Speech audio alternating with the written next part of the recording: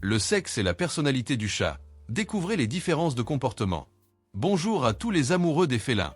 Aujourd'hui, nous allons plonger dans un sujet fascinant, le sexe et la personnalité de votre chat.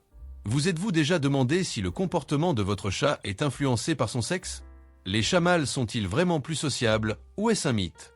Pourquoi dit-on que les chattes sont de meilleures chasseuses? Restez avec nous pour découvrir les différences principales entre les chats mâles et femelles et comment ces différences peuvent affecter votre vie quotidienne avec votre compagnon à quatre pattes.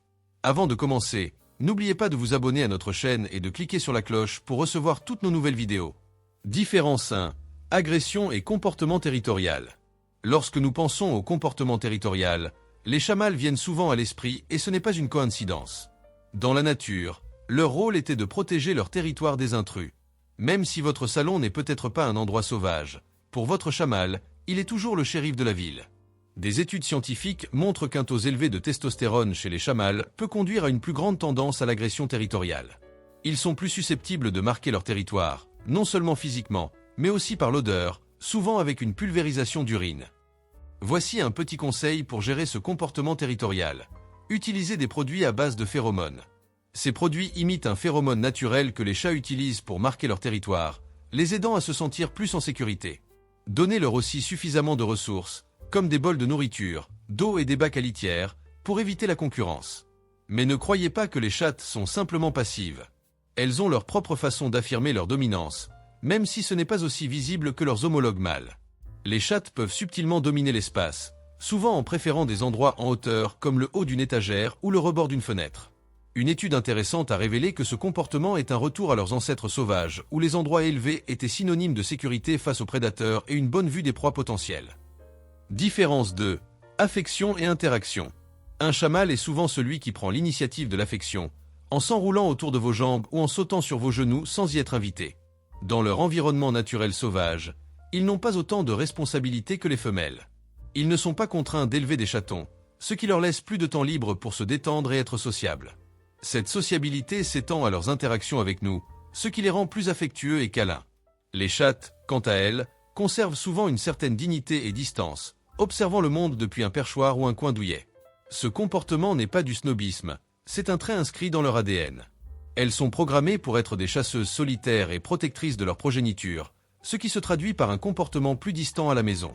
Pour les chattes, comprendre et respecter leur espace est essentiel. Elles apprécient que vous les laissiez venir vers vous pour obtenir de l'affection plutôt que de les forcer. Créez un environnement sûr et confortable où elles peuvent se retirer lorsqu'elles ont besoin de temps seules. Différence 3. Temps de jeu. Les chats sont des chasseurs nés, et même si une souris traversant votre salon n'est pas fréquente, l'instinct de chasse de votre chat l'est. Mais les styles de chasse des chats mâles et femelles sont étonnamment différents. Les chattes sont souvent plus patientes et concentrées, observant leur proie pendant des heures avant de passer à l'action. Les chats mâles, en revanche, ont un style de chasse plus ludique.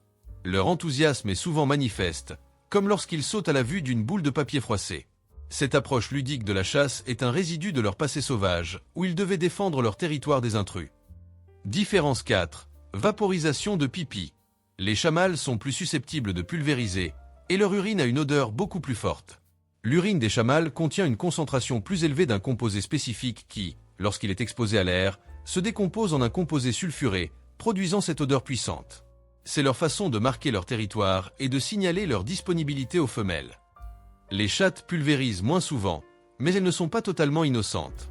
Lorsqu'une chatte décide de pulvériser, c'est généralement un signal de stress. Elles sont très sensibles aux changements dans leur environnement.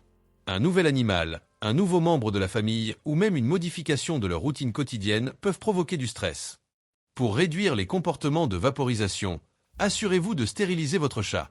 La stérilisation réduit considérablement le comportement hormonal de marquage du territoire.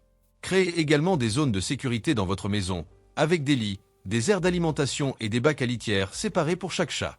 Si votre chat voit des chats extérieurs depuis vos fenêtres, utilisez des stores ou des films opaques pour réduire la visibilité et l'envie de pulvériser. En conclusion, comprendre les différences de comportement entre les chats mâles et femelles peut vous aider à mieux répondre à leurs besoins et améliorer votre relation avec eux.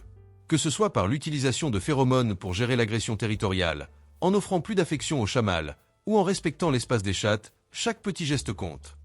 Si vous avez trouvé ces informations utiles, abonnez-vous à notre chaîne pour plus de conseils sur vos animaux de compagnie. Partagez cette vidéo avec d'autres amoureux des félins et laissez un commentaire ci-dessous pour nous